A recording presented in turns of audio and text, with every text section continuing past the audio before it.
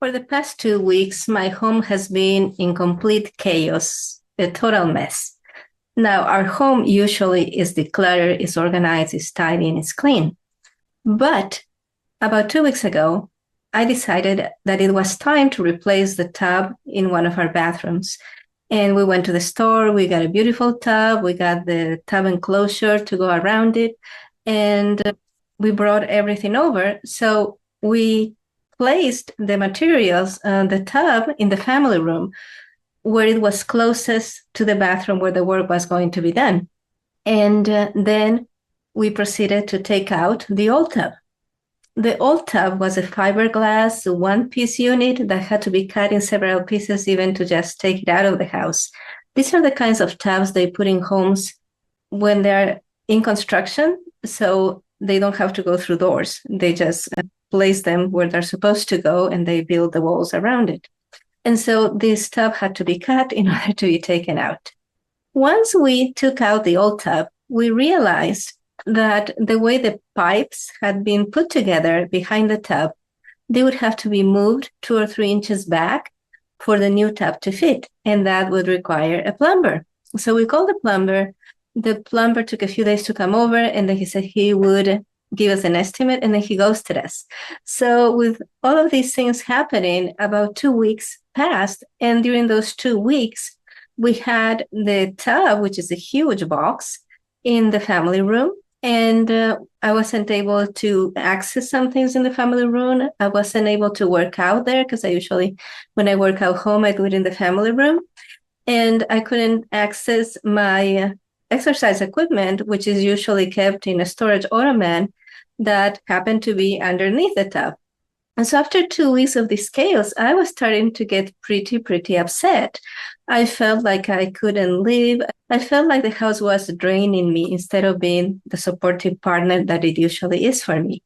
We finally got another plumber to come and look at the project, and he said he would do it, but he can't even do it until a week later.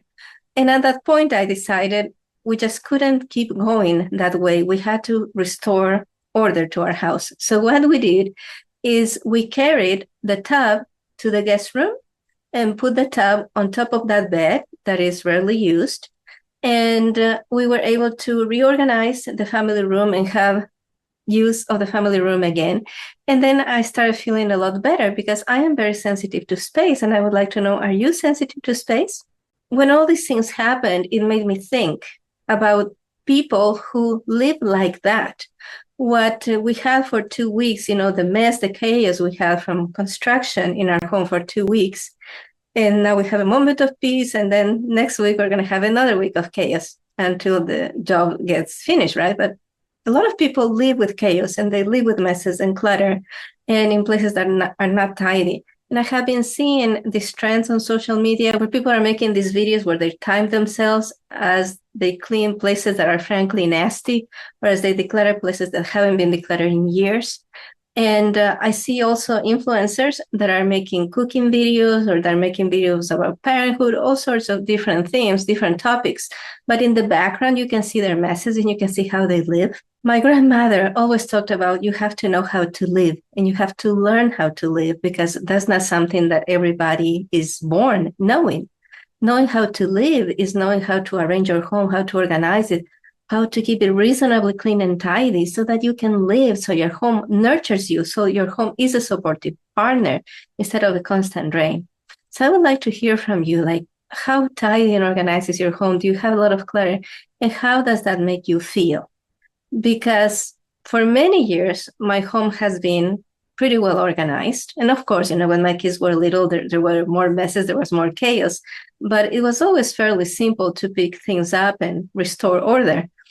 And I have lived like this for so many years that these 2 last weeks were such a strong reminder of what life can be like when your home is a mess, when it's unorganized, and when there's chaos. Because frankly, that drained me completely. Not being able to use the family room, having to navigate, walking around large boxes and cardboard all over the place, that really unsettled me.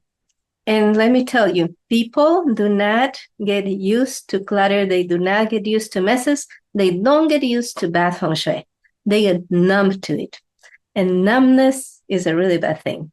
And if you are ready to get out of numbness, join my Feng Shui Friends community. Look at the link below and start hanging out with people who, like you, understand how strong these spaces influence us and how important it is for good luck, for happiness, for everything good in life to be able to handle your home, to be able to organize your home, to have control over your home, to have control over your stuff. That is part of freedom. That is part of happiness. That is part of health.